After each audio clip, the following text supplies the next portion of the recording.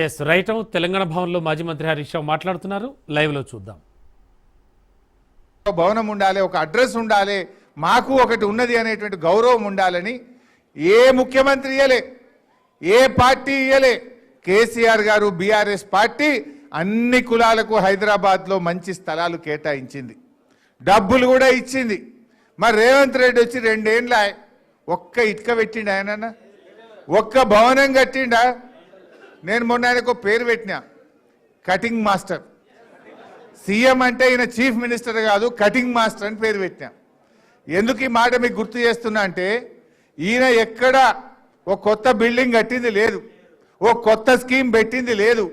ఉన్న కేసీఆర్ టైంలో కట్టిన బిల్డింగ్లకు పోయి రిబ్బన్ కత్తిరించుడు, కేసీఆర్ గారు పెట్టిన మంచి పథకాలకు కత్తెర పెట్టుడు. ఇప్పుడు మీ కోడలో మీ బిడ్డనో కొండాపూర్ దవాఖానలో కాన్పుకు పోతే కేసీఆర్ కిట్ ఇచ్చి అన్నం పెట్టి ఆటో కిరాయి లేకుండా తల్లిని బిడ్డను ఇంటికాడ దించిందా లేదా ఆ రోజు? ఇప్పుడు రేవంత్ రెడ్డి వచ్చి 2 ఏళ్ళ కేసీఆర్ కిట్ ఉన్నదా? వస్తుందా? 13,000 రూపాయలు వస్తున్నాయా? బంద్ అయిపోయింది. బతుకమ్మకు చీరలు వచ్చినాయి కేసీఆర్ ఉండగా, ఇప్పుడు వస్తున్నాయా? బంద్ అయిపోయినాయి. ఏది చూడు అన్ని బందే. పిల్లలు చదువుకుంటే ఫీజు రియంబర్స్మెంట్ రావాలి, అది బంద్ అయిపోయింది. ఏ పథకం కూడా లేకుండా ఉన్న పథకాలకేమో కత్తెర పెట్టిండు, కేసీఆర్ కట్టిన బిల్డింగ్లకేమో రిబ్బన్లు కత్తిరిస్తుండు. ఆత్మగౌరవ భవనాలంటే గుర్తొచ్చింది. మా తలసాని సీనన్న ఇంట్రెస్ట్ తీసుకొని యాదవులది కుర్మలది బ్రహ్మాండమైనటువంటి భవనం, ఆత్మగౌరవ భవనం కట్టించినాం మనం. కాకపోతే మనం ఇనాగ్రేషన్ చేయలే. సరే చేసుకుందాంలే, మన గవర్నమెంటే వస్తుంది అనుకున్నాం. రేవంత్ రెడ్డి పోయిండు, గెలిచినాక ఆయన మీటింగ్ పెట్టి ఆయన్నే జాగిచ్చినట్టు, ఆయన్నే కట్టినట్టు, మొత్తం చెమట పడ్డట్టు ఇక రిబ్బన్ కత్తిరించుకుంటే పోజులు కొడుతుండు. ఒక్క భవనానికన్నా ₹1 ఇచ్చినావా రేవంత్ రెడ్డిను? ఏ బీసీలకు ఇలా మొసలి కన్నీరు గారుస్తున్నావు 42% అని మోసం చేసినావు బీసీలను. ₹1 అన్న బీసీల ఆత్మగౌరవ భవనానికి రేవంత్ రెడ్డి గారు ఇచ్చారా అని నేను అడుగుతా ఉన్నా. ఒక్క పైసా ఒక్కనాడు రివ్యూ చేసినావా? ఒక్క గజం జాగిచ్చినవా? కేసీఆర్ గారు మంజూరు చేసి జీవోలు ఇచ్చి పనులు జరిగిన వాటికి కూడా ₹1 బిల్లు ఇవ్వకుండా ఎక్కడికక్కడ పనులు ఆపేసినావు. నిజంగా బీసీల మీద ప్రేమ ఉంటే, చిత్తశుద్ధి ఉంటే బీసీ ఆత్మగౌరవ భవనాలకు కేసీఆర్ గారు నిధులు ఇచ్చిండు, మంజూరు చేసిండు. ఆ పనులు పూర్తి చేయాలని చెప్పి నేను ఈరోజు డిమాండ్ చేస్తా ఉన్నా. ఇంకా చాలా విషయాలు ఉన్నాయి కానీ నేను ఎక్కువ విషయాల్లోకి పోకుండా తప్పకుండా మీ ఒడ్డరులకు కేటీఆర్ గారు, నేను, తలసాని సీనన్న మేమందరం బాధ్యత తీసుకొని రేపు రాజకీయంగా ఆర్థికంగా మీరు పైకొచ్చే విధంగా అన్ని రకాలుగా సహకరిస్తాం. మీరు కూడా చాలా మంచి జాతి, మొండి జాతి, మాట తప్పని జాతి, బండ జాతి, మొండి జాతి, మాట తప్పని జాతి. మీరు మీ ఓట్లు ఎట్లా వేస్తారు నాకు నమ్మకం ఉన్నది. కానీ 15 రోజులు మీ గల్లీలో మన మాగంటి సునీతమ్మ భర్తను కోల్పోయింది. 2 ఆడపిల్లలు, పెళ్లి కాని ఆడపిల్లలు ఉన్నారు, పెళ్లి కాని పిల్లలు ఉన్నారు, చిన్న పిల్లలు ఉన్నారు. ఆ అమ్మాయిని మేము రోడ్డు మీద వదిలేయచ్చినా? అనుకోకుండా గోపి గారు చనిపోయినారు. గోపి గారి కుటుంబాన్ని, జూబ్లీ హిల్స్ను కాపాడుకునే బాధ్యత మాకు ఉండదా? ఎవరైనా సడన్గా చచ్చిపోతే ఆ కుటుంబాన్ని విడిచిపెడతామా మనం? వాళ్ళు ఏం మాట్లాడుతున్నారు కాంగ్రెస్ వాళ్ళు? భర్త చనిపోతే భార్యకు దుఃఖం వస్తుంది, ఏడుస్తాం ఎవరమైనా. కుటుంబ సభ్యులు కలిసినా, ఎవరైనా బంధువులు కలిసినా, ఆత్మీయులు కలిసినా ఆ బాధ అనేది కళ్ళల్లో నుంచి మనిషి బాధపడతారు. ఆ అమ్మాయి ఏడుస్తే కూడా ఆ కాంగ్రెస్ మంత్రులు ఏమయ్యా ఏడుస్తున్నావు, యాక్షన్ చేస్తున్నావు అని మాట్లాడొచ్చునా? మా తాత మాది మంచిగా చెప్పిండు, మీ ఇంట్లో వాళ్ళు చచ్చిపోతే ఏడవరావే, భర్త చచ్చిపోతే కూడా ఆడామని పట్టుకొని గట్లా మాట్లాడతారా అని కాంగ్రెస్ మంత్రులకు చెంపలు వాయించిండు మా తాత మధు. అంటే ఎంత మనుషులకు మానవత్వం లేదు. ఒక ఆడబిడ్డ భర్తను కోల్పోయి 2 చిన్న పిల్లలు ఉన్నారు, పెళ్లి కాని ఆడపిల్లలు ఉంటే ఎంత బాధ ఉంటుంది? ఒక ఆడపిల్ల పెళ్లి చేయాలంటే భర్త లేని సంసారం ఎంత బాధ ఉంటుందో మనకు తెలియదా అమ్మ? భర్తను కోల్పోయిన వాళ్ళకి ఆ దుఃఖం తెలుస్తుంది. కానీ విలువలు లేకుండా ఈ కాంగ్రెస్ మంత్రులు ఆ అమ్మాయి పట్ల చాలా దారుణంగా మాట్లాడినారు. అందుకే నేను మా అక్క చెల్లెలు చాలా మంది ఉన్నారు, ఆ రకంగా మాట్లాడిన వాళ్ళకు మీ ఓటుతో గుణపాఠం చెప్పాలి. ఆ సునీతమ్మకు మీరు అండగా ఉండండి. సునీతమ్మ మీ కష్టాల్లో ఉంటుంది, మీకు అన్ని పనులు చేసి పెడుతుంది. సునీతమ్మకు పూర్తి అండదండగా బీఆర్ఎస్ పార్టీ ఉంటుంది, మేమందరం కూడా ఉంటాం. అందువల్ల మీరు 2-3 రోజులు కష్టపడి మీ ఓట్లే కాదు ప్రతి ఒక్కరి ఓటు 11వ తారీఖు నాడు పోలింగ్ బూత్కు పోవాలి. కారుకు సునీతమ్మకు పడేటట్టుగా ఓటింగ్ కూడా వేయాలి. సెలవు వచ్చింది కదా ఇంటికాడ ఉండకురి మా మగోళ్ళు. బరాబర్ లైన్లో నిలబడాలి, పోవాలి, కారు ఏడున్నదో ఎతకాలి, కారు మీద గుద్దుతే రేవంత్ రెడ్డి గూబ గుయ్యి మనాలి. జై తెలంగాణ. అందరికీ నమస్కారం. జై తెలంగాణ, జై వడ్డెరా. అందరికీ నమస్కారం. పెద్దలందరూ అన్ని విషయాలు చెప్పినారు. గౌరవనీయులు హరీష్ రావు గారు, గౌరవనీయులు తలసాని గారు, గౌరవనీయులు రాజేశ్వర రెడ్డి గారు, మధు గారు, రాజ్యలక్ష్మి గారు, ఐలమల్లు గారు, వెంకటేష్ గారు, బ్రహ్మం గారు, వేదిక పైన పెద్దలందరికీ హృదయపూర్వకంగా నమస్కారం. ముందున్న అందరికీ కూడా నమస్కారం. ఎక్కువ తక్కువ చెప్పేది ఏం లేదు. అన్న వాళ్ళు అన్ని విషయాలు చెప్పినారు. మీరు చెప్పినట్టుగా ఇక్కడ ఉన్న వాళ్ళందరూ రహమత్ నగర్ వాళ్ళ, బోరబండోళ్ళ, యూసుఫ్ గూడలా, ఎక్కడ ఉన్నారు ఎక్కువ? రహమత్ నగరా మొత్తం? బోరబండ కూడా ఉన్నారా? ఎర్రగడ్డ ఎవరైనా ఉన్నారా? అంతా జూబ్లీహిల్స్ వాళ్ళేనా? మీరు హైదరాబాద్లో పోయినసారి కూడా 2023లో కూడా ఆ రోజు కాంగ్రెస్ వాళ్ళు చెప్పిన కాకమ్మ కథలు ఇనలేదు. అప్పుడు కూడా మీరు దయతోని, మీ ఆశీర్వాదంతో అప్పుడు కూడా కేసీఆర్ రావాలని చెప్పి మీరు ఓటేసిండ్రు. కానీ ఊర్లల్లా వీళ్ళు చూపెట్టిన ఆశకు, వీళ్ళు చెప్పిన మాటలకు కొంతమంది జిల్లాలలో నమ్మి మోసపోయి అలా బాధపడతా ఉన్నారు. మీరు మాత్రం ఎన్నడూ నమ్మలేదు. నమ్మకుండా మొత్తం ఔటర్ రింగ్ రోడ్డు లోపల మొత్తం ఒక్క సీటు కూడా కాంగ్రెస్కి ఇవ్వకుండా గెలిపించినందుకు ముందుగా మీ అందరికీ హృదయపూర్వకంగా ధన్యవాదాలు, హృదయపూర్వకంగా నమస్కారాలు. మరి 2 ఏళ్లల్లో ఏం మారింది? కాంగ్రెస్ వచ్చినాక ఏమైనా మంచి పని జరిగిందా అంటే నాకంటే బాగా మీకే తెలుసు. ఒక్క మంచి పని చేయలేదు. లేకపోగా ఇంకా మీదికెళ్ళి ఇల్లు గులగొట్టుడు, గలీజ్ పనులు చేసుడు, వాళ్ళ సొంత ఆస్తులు పెంచుకునేందుకు మంత్రులు, ముఖ్యమంత్రి గల్లాలు పట్టి కొట్టుకున్నాడు తప్ప చేసిన ఒక్క మంచి పని కూడా 2 నెలలు లేదు. ఒక్కటంటే ఒకటి, డబల్ బెడ్రూమ్ ఇండ్లు కేసీఆర్ గారు 1,00,000 కట్టిస్తే మీ జూబ్లీహిల్స్ నియోజకవర్గానికి అందులో 4,000 ఇండ్లు ఆనాడు ఇవ్వడం జరిగింది. ఈసారి కూడా మరొక 4-5 వేల ఇండ్లు ఇవ్వాలనే ఆలోచనతో కేసీఆర్ గారు ఉండే. కానీ ఈ ప్రభుత్వం వచ్చినాక 2 ఏళ్ళు అయిపోయింది. 2 ఏళ్లలో ఒక్క ఇల్లు కట్టలేదు, ఒక్క రూపాయి శాంక్షన్ చేయలేదు, ఒక్క గరీబోనికి కూడా కొత్తగా ఒక స్కీమ్ పెట్టలేదు. ఏమన్నా మాట్లాడితే ఇక ఫ్రీ బస్ పెట్టినాం కదా అంటారు. ఇక ఫ్రీ బస్ కథ ఏందో నాకంటే బాగా మా ఆడబిడ్డలకు తెలుసు. ఆడోళ్ళకి ఫ్రీ అట, మగోళ్ళకి డబల్ రేట్ అట. ఇక గదేం ఫ్రీ బస్సు నాకైతే అర్థం కాదు. ఆడోళ్ళకేమో ఫ్రీ అట, మళ్ళీ మీ ఇంట్లో ఉండే మగోళ్ళకి మాత్రం డబుల్ టికెట్. దాంతో నేను లాభం ఉంటుంది? కుడి చేత్తో ఇచ్చినట్టు, ఎడమ చేత్తోని గుంజుకున్నట్టు. కాబట్టి అది తప్ప చేసిందేం లేదు. కొత్త కథ చెప్తున్నారు. జూబ్లీహిల్స్లో కాంగ్రెస్ గెలిస్తేనే డెవలప్మెంట్ అవుతుంది అని మాట్లాడుతారు. మీకు కొద్దిగా పక్కకు ఎక్కువ దూరం లేదు, ఒక 4 కిలోమీటర్ల అవతలకి సికింద్రాబాద్ కంటోన్మెంట్ కాన్స్టిట్యున్సీ ఉన్నది. కంటోన్మెంట్లో సంవత్సరంన్నర కిందట అక్కడ మన ఎమ్మెల్యే గారు చచ్చిపోయింది. అక్కడ మన లాస్యా నందిత చచ్చిపోతే అక్కడ ఎలక్షన్ వచ్చింది అప్పుడు, పార్లమెంట్ అప్పుడు. అక్కడ కూడా ఇటువంటి కథలే చెప్పిండ్రు. 6,000 డబుల్ బెడ్రూమ్ ఇల్లు కట్టిస్తా అని చెప్పిండు ఒక మంత్రి. ఇంకొక ఆయననేమో 1,000 కోట్లు ఇస్తా అని చెప్పిండు. మీ అందరు నేను అడుగుతున్నా, జర్రంత అవతలకి మీ దోస్తులు ఉంటారు, మీ చుట్టాలు ఉంటారు, కాదంటే మీకు తెలిసిన వాళ్ళు ఉంటారు. కొద్దిగా అవతలకి ఎక్కువ దూరం లేదు, 2-3 కిలోమీటర్ల అవతలకి. ఒక్కసారి కంటోన్మెంట్లోనే అడుగురి. గెలిచి డబ్బల ఓట్లు పడ్డాక ఈ రోజు వరకు రూపాయి శాంక్షన్ అయిందా ఒక్కసారి అక్కడ ఉన్న వాళ్ళని అడగండి. దాన్ని బట్టే మీకు మొత్తం ముచ్చట అర్థమైపోతుంది. కాంగ్రెస్ వాళ్ళకి తెలిసింది ఒకటే, ఓడ మీద ఉన్నప్పుడు ఓడమల్లన్న, ఒడ్డుకు ఎక్కినాక బోడమల్లన్న. ఒడ్డుకు ఎక్కాలే, ఇక తర్వాత జంపు కొట్టాలే, మళ్ళీ ఎవ్వడు కనబడాడు.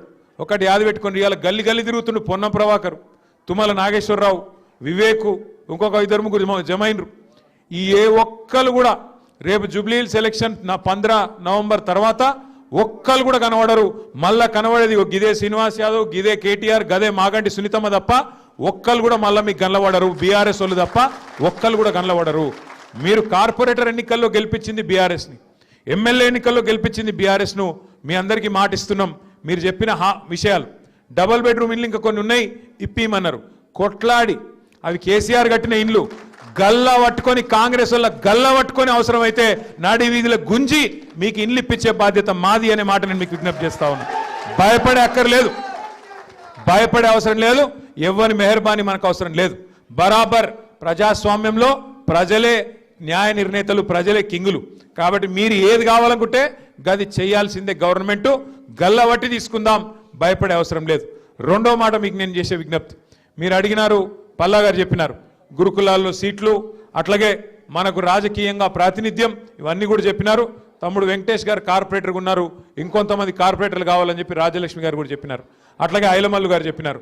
తప్పకుండా భవిష్యత్తులో వడ్డెరలకు రాజకీయంగా ప్రాతినిధ్యం ఇవ్వడానికి అన్ని రకాలుగా పెద్దలు కేసీఆర్ గారితో మాట్లాడి శాయశక్తిలో మా ప్రయత్నం చేస్తాం.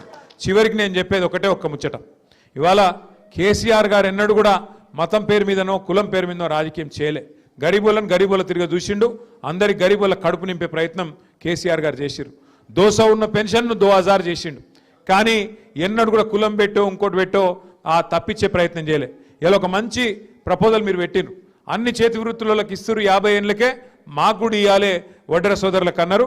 తప్పకుండా ఆ విషయం కూడా పార్టీలో చర్చించి వచ్చే ఎలక్షన్లు ఎట్లాగూ కేసీఆర్ గారు ముఖ్యమంత్రి అవుతారు, మీకు తెలుసు, నాకు తెలుసు, అందరికెరికే. ఆ ఆలోచన కూడా తప్పకుండా చేసుకుందాం.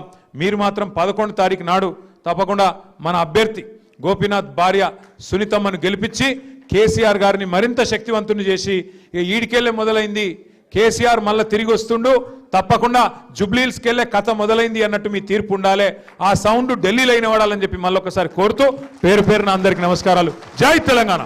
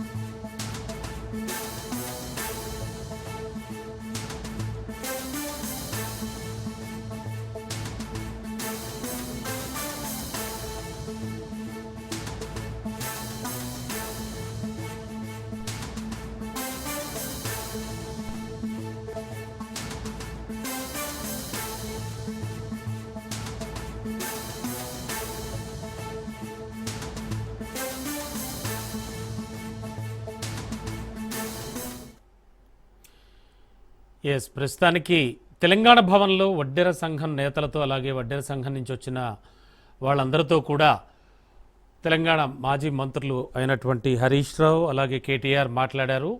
సీఎం అనే పదానికి ఒక అర్థం చెప్పారు హరీష్ రావు. కటింగ్ మాస్టర్ అని, అలాగే ప్రతి పథకాన్ని కట్ చేస్తున్నారు.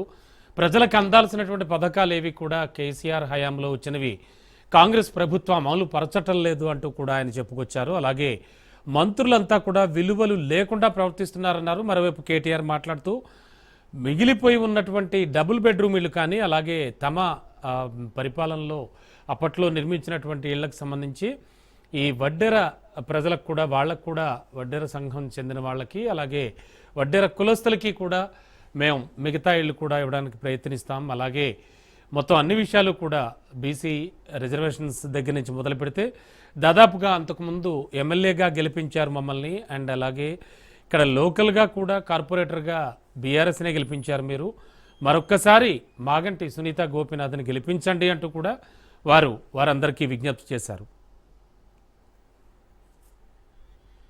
ఏపీకి మొంతా తుఫాన్ ముంచుకొస్తోంది. బంగాళాఖాతంలో అల్పపీడనం వాయుగుండంగా బలపడింది. ఆగ్నేయ బంగాళాఖాతంలో వాయుగుండం కొనసాగుతోంది. సోమవారం అర్ధరాత్రి లేదా మంగళవారానికి తీవ్ర తుఫానుగా మారుతుందని వాతావరణ శాఖ వివరించింది. తుఫానుగా మారాక ఉత్తర వాయువ్య దిశగా కదులుతూ మచిలీపట్నం కళింగపట్నం మధ్యలో కాకినాడ సమీపంలో మంగళవారం సాయంత్రానికి తీరం దాటే అవకాశం ఉందని పేర్కొంది. మొంతా కారణంగా ఏపీలో పలు ప్రాంతాల్లో విస్తారంగా వర్షాలు కురిసే అవకాశం ఉంది. 3 రోజుల పాటు కొన్ని జిల్లాల్లో అయితే అత్యంత భారీ వర్షాలు కూడా పడే అవకాశం ఉందన్న నేపథ్యంలో ప్రభుత్వం రెడ్ అలర్ట్ జారీ చేసింది. మత్స్యకారులు వేటకు వెళ్లవద్దని చెబుతోంది. విశాఖపట్నం, మచిలీపట్నం, కృష్ణపట్నం, నిజాంపట్నం, గంగవరం, కాకినాడ పోర్టులకు 1వ నంబర్ హెచ్చరికలు జారీ చేశారు. తుఫాను కారణంగా గంటకు 110 కిలోమీటర్ల వేగంతో గాలులు వీయవచ్చని ఏపీ రాష్ట్ర విపత్తుల నిర్వహణ సంస్థ తెలిపింది. ప్రజలు అప్రమత్తంగా ఉండాలని చెప్పింది. తుఫాను తీవ్రతను బట్టి బయటకు వెళ్లాలని సూచిస్తోంది.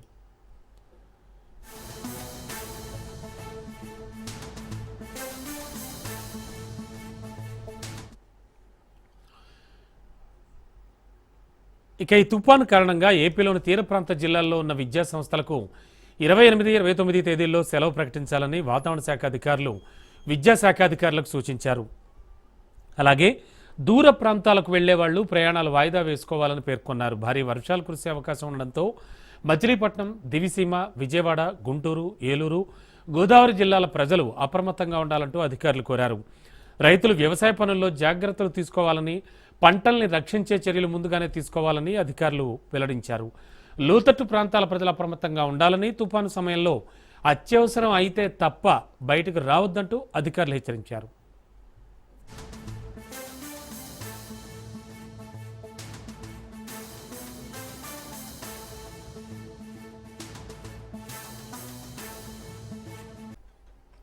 సంగారెడ్డి పట్టణంలోని బైపాస్ రోడ్లో పెద్దగొల్ల సదరు ఉత్సవం ఘనంగా జరిగింది. దున్నరాజుల విన్యాసాలు అందరినీ ఆకట్టుకున్నాయి. యువత ఇందులో అధిక సంఖ్యలో పాల్గొని సందడి చేశారు. వాళ్లలో జోష్ నింపేలా సింగర్స్ పాటలు పాడారు. ఈ సదరు ఉత్సవానికి కాంగ్రెస్ నేత జగ్గారెడ్డి హాజరై అందరిలో జోష్ నింపారు. ఈ కార్యక్రమానికి వచ్చిన వాళ్ళు ఆయనతో ఫోటోలు దిగేందుకు ఆసక్తి చూపించారు. అనంతరం అక్కడున్న వాళ్లతో కలిసి జగ్గారెడ్డి స్టెప్పులు సైతం వేశారు. సదరు ఉత్సవాన్ని ఘనంగా నిర్వహించిన ప్రతినిధులను ఆయన అభినందించారు.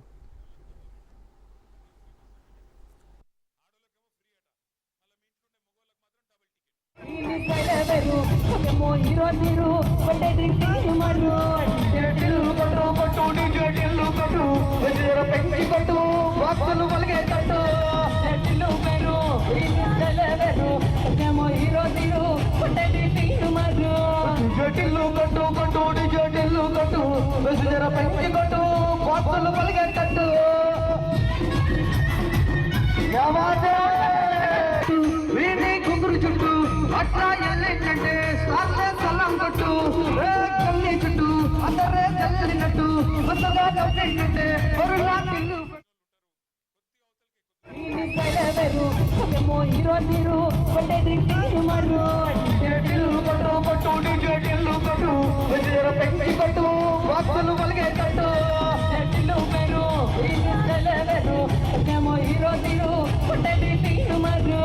జటిల్లు కొట్టు కొట్టు జటిల్లు కొట్టు జర పెంచి కొట్టు వార్తలు పలిగేటట్టు